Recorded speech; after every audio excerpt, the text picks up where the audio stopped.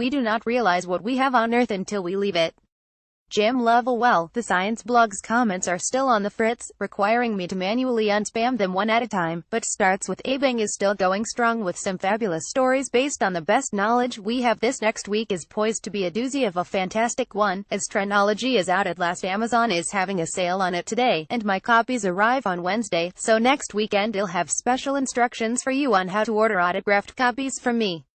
Also, check out Starts with Abing on Forbes at 1001 a.m. Eastern Time on Monday for the scoop on what promises to be the astronomical story of the year. I promise. Now, let's take a look back at our stories from the past week. For those of you who like radio, get up very, very early tomorrow Monday morning, and tune into Coast to Coast AM at 3 a.m. Eastern Daylight Saving Time, 12 a.m. Pacific Daylight Saving Time, where I'll be their special guest to talk about science, astrophysics, and of course about the science of Star Trek. With all that on our plate, what more could you ask for? How about our comments of the week? Rainer Weiss, Barry Barish and Kip Thorne are your 2017 Nobel laureates in physics.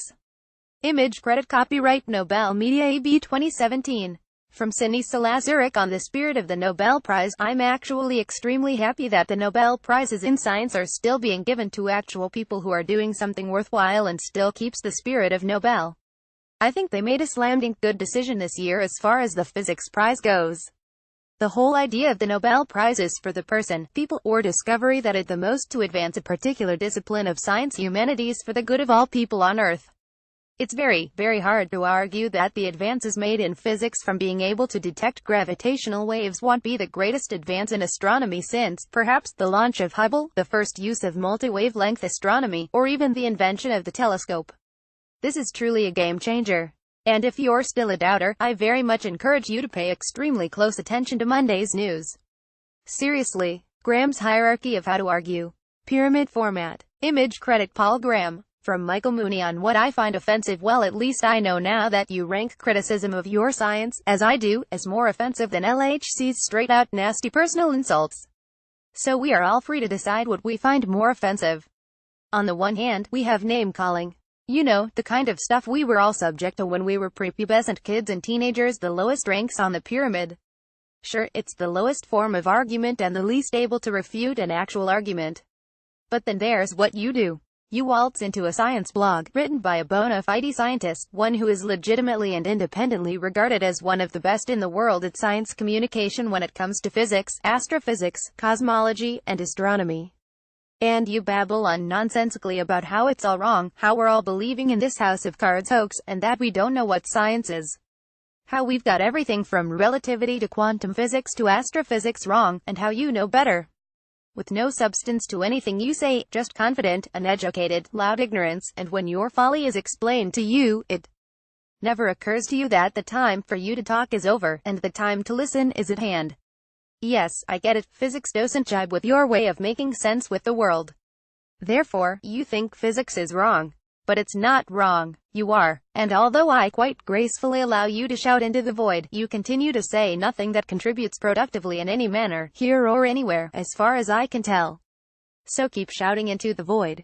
But every time you threaten to leave, all I do is hope. Because the ship has sailed on me believing you will ever be humble enough to question your own ideas and actually learn something. But every day is a new chance to get it right. Maybe today will be your lucky day. It's up to you. Good luck. We're headed into the science thicket now. Maybe I'll enjoy the journey. Candidate planets from Kepler as of early 2011. Image credit NASA Kepler science team. From another commenter on the number of planets Kepler missed, it was a very good start. And this is a point that cannot be overstated. Take a look at the image above. Prior to Kepler, those purple points you see, the ones up by the Jupiter line, were the only types of points we had, for the most part. Thanks to Kepler, we've discovered planets down to smaller than Earth size, around all types of stars in the universe, orbiting quickly and closely, and in a huge number of places. The majority of planets appear to be peaked at sizes just a bit larger than Earth but smaller than Neptune, but that's also where Kepler was most sensitive. We basically know more about the inner solar systems of all star types in the universe than ever before, and Kepler was that tremendous first step in that regard. There is more to find, like medium-sized planets around large stars, the middle to outer solar systems, and the smallest, Mercury-sized planets, and smaller around everyone. But that takes nothing away from the spectacular science that Kepler actually undertook. Captain Gabriel Lorca aboard the bridge of the Discovery, during a simulated combat mission with the Klingons. Image credit Jan Shubs. Copyright 2017 CBS Interactive. From Eric on the reviews of the new Star Trek Black Alert sounds like something the Wayans brothers would put on a Star Trek send-up. I would watch the hell out of that. In an action-packed first 2 episodes, Captain Georgiou, Michelle Yeoh and Commander Burnham Sinequa Martin Green have the fight of their lives in the debut of Star Trek Discovery.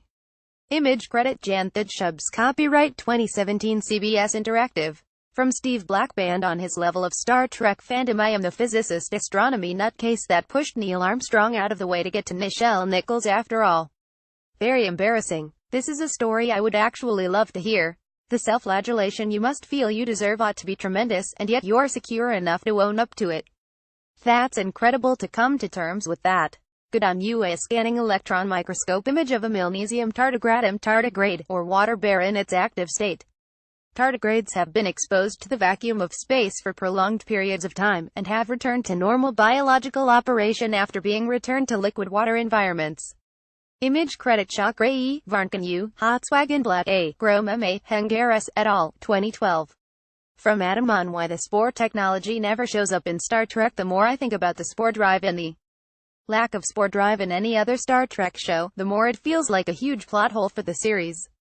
I'm guessing that the tech is going to be lost at some point, because it's never seen again, and since all the info for it is self-contained on the Starship Discovery. However, we've seen countless other civilizations over the various shows, and none of them have this tech either. So I've got 2 theories on that: the Orson Scott Card theory and the Wesley Crusher theory. The OSC theory is based on the Descalada-Ercalada storyline from his Ender's Quartet series. That these spores exist throughout the galaxy, but they are biologically dangerous and need to be modified. We use genetic modification to silence the dangerous part of their genetic makeup, but it renders the spore drive unusable. The Wesley Crusher theory is that the spore drive is what the Traveler uses to go throughout space and even time, and when Wesley goes to apprentice for him, that's what he learns to connect with as well. But it's a lost art and science that only a select few can still connect with. More likely, it's just a giant plot hole that they're digging, and they're going to need a deus ex machina to get out of it. Executive producers and actors from Star Trek Discovery speak on stage during the CBS portion of the 2017 Summer Television Critics Association press tour. Image credit Frederick M. Brown. Getty Images. From Denier on the end of Commander Landry. In all seriousness, there was a moment in STD when the Chief of Security was working with Michael to drop the force field to the tardigrade pen, and I thought for half a second, no big deal. The Chief of Security is far and away the strongest person on board. And after half a second, you realized that you misspelled dumbest, which is a pretty high bar considering the level of crazy aboard that ship in general. Clearly nobody cared she didn't even get a funeral. You always hate to see a character that you're told is smart, capable, competent, and so on, act in a way that's antithetical to that. I personally cringe even more when it's an underrepresented character, as I feel that's just supporting the stereotype that, in this case, women are no good at X. It's like the old XKCD comic How It Works by Randall Munroe at XKCD. And that's just too bad. It wouldn't have been hard to substitute some dumb, disposable redshirt, and keep one of the 3 major women characters alive, considering another one, Michelle Yeoh's Captain Georgiou, was killed just 2 episodes ago. So we've got Lily and Burnham, and their roommates, and that's it for major women aboard the show now. The worst part, one didn't even notice that, until a woman I was watching with pointed it out to me.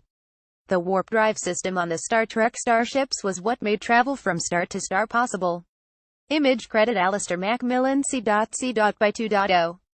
From Dunk on whether Star Trek is scientific nonsense or not. So, exactly like every other Star Trek, then Street has never really been hard sci-fi. It's always been filled with science-sounding befuddlement and magical technology that has exactly whatever capabilities and limits the writers require at that moment in time, and change wildly from episode to episode.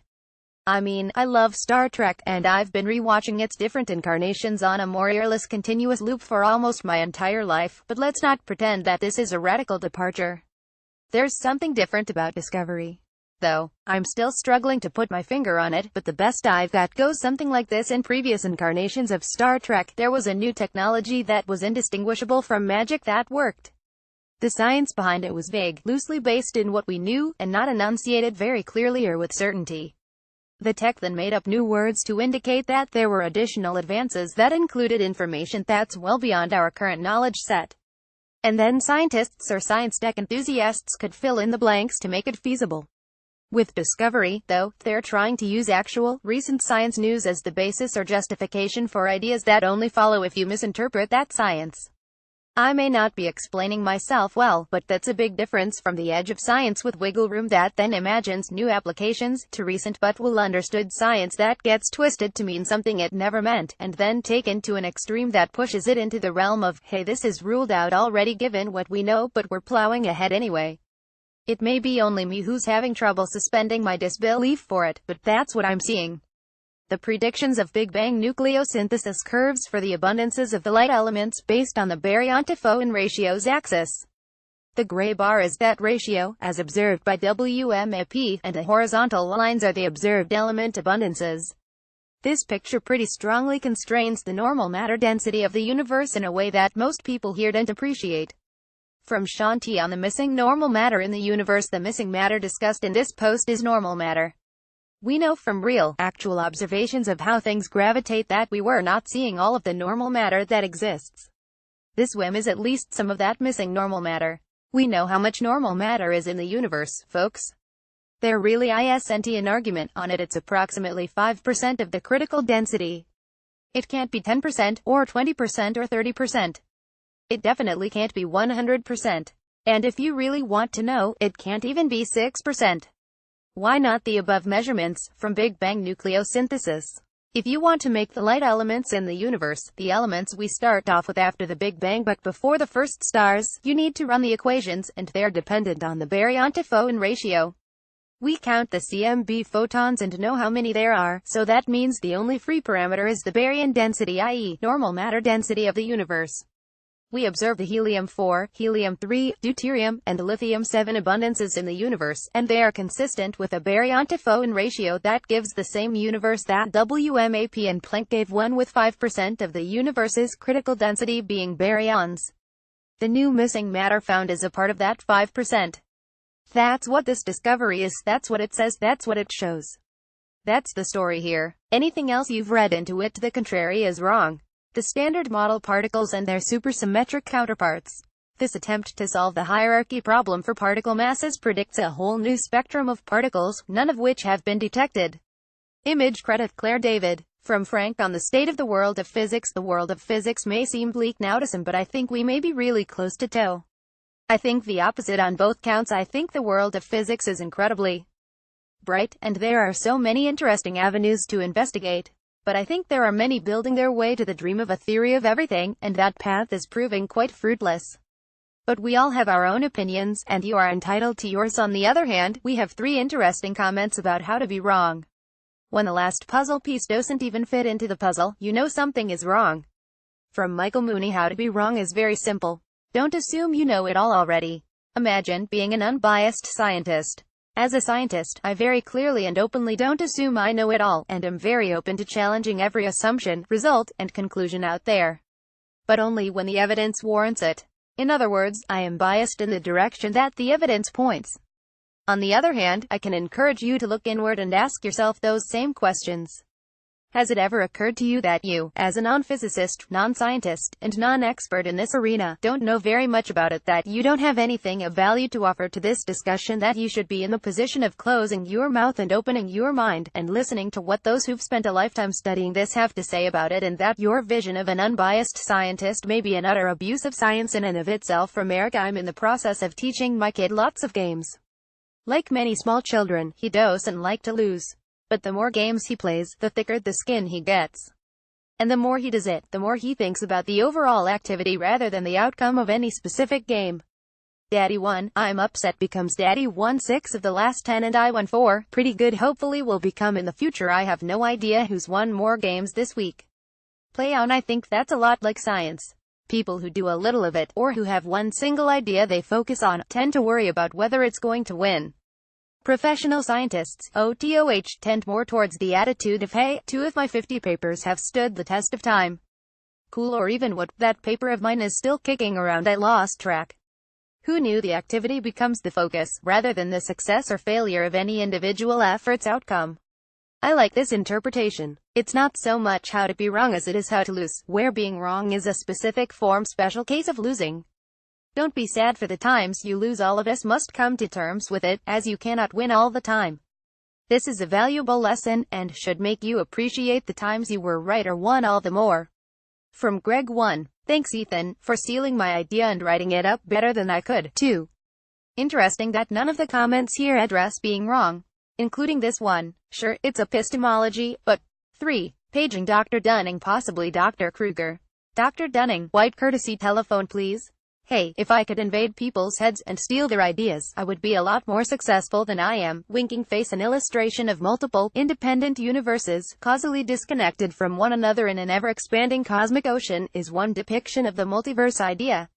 Image credit positive public domain. From Anonymous Coward, summarizing what is and isn't scientific about the multiverse. It's not a scientific theory because it can't be tested, as the other known laws of physics seem to preclude any possibility of testing it.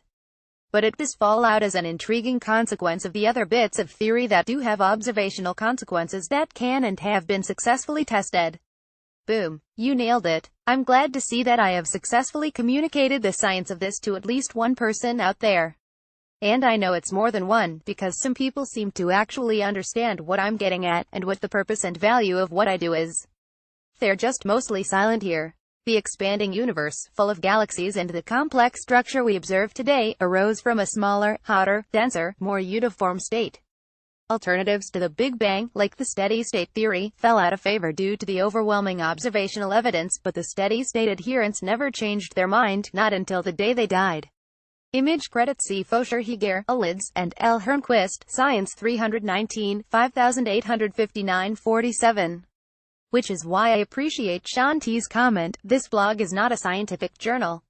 It is an attempt to communicate the current scientific consensus, along with other speculative ideas that may prove fruitful, to an audience that is composed of non-experts in the relevant scientific fields. The audience includes fellow physicists, other scientists who are not physicists, I fall into this category, and non-scientists. This type of communication can be very difficult due to the variety of the audience, and I personally think it's well done, which is why I continue to read Ethan's blog. However, much like all science, the topics covered here all come with the same caveats, that this is our current best understanding of things, and that this understanding might well change as new observations come to light. Everything is subject to revision. I have no doubt that if we continue to do science at the rate that we've done it over the past few hundred years, then by time the year 3000 rolls around, we'll look at much of our modern understanding of things the way we look at Copernicus or even Ptolemy's universe today, as quaint as the beginnings of science, but full of bad ideas and assumptions that we didn't even recognize. But we may look at it only as we look at Newton's, as incredibly good, and fundamentally flawed and limited in a few ways, but super successful for its time and what it did nonetheless. We are always learning and growing. The first view with human eyes of the Earth rising over the limb of the moon. Note how bright the Earth appears in comparison to the moon. Image credit NASA Apollo 8. And finally, from Bone Picker Art, click on the Apollo 8 Earthrise photo. I have a bone to pick with the person that named Bill Anders' Apollo 8 photo Earthrise. They clearly did not understand the mechanics of the Earth-Moon system. The Earth does not rise on the moon. I wonder how many people realize that if you lived on the moon, the Earth would hang in the same spot in the sky eternally. It would go through phases like the moon does, but it would never change its position. The only reason that Anders saw the Earth rise is because his craft was orbiting the moon at the time. To refer to the Earth rising from the moon is just wrong. I presume you have the same bone to pick with the person who called it sunrise or moonrise, since the Earth was rotating, not that any of these celestial objects were rising. I assume as well that you object to ISS astronauts claiming to see 16 sunsets in a day, since they're only seeing the same effect over and over again as they go around the Earth. I can't tell you who first called it Earthrise, I don't know, but I can give you Bill Anders' recount of the photo itself. After they came around the moon for their third orbit, they saw Earth appear over the limb of the moon. I don't know who said it, maybe all of us said, "Oh my God. Look at that," and up came the Earth. We had no discussion on the ground, no briefing, no instructions on what to do. I jokingly said, "Well, it's not on the flight plan," and the other two guys were yelling at me to give them cameras. I had the only color camera with a long lens, so I floated a black and white over to Borman. I can't remember what Lovell got. They were all yelling for cameras, and we started snapping away. It's incredible to imagine what that sight must be like. For those three men in 1968, there is no better word than Earthrise to describe what they saw. Let them have it, they experienced it, and we didn't. Maybe, someday, it won't be such an uncommon experience, after all. Go get your copy of Trenology now, and I'll see you back here tomorrow for more incredible science and stories here on Starts with A Bang Related.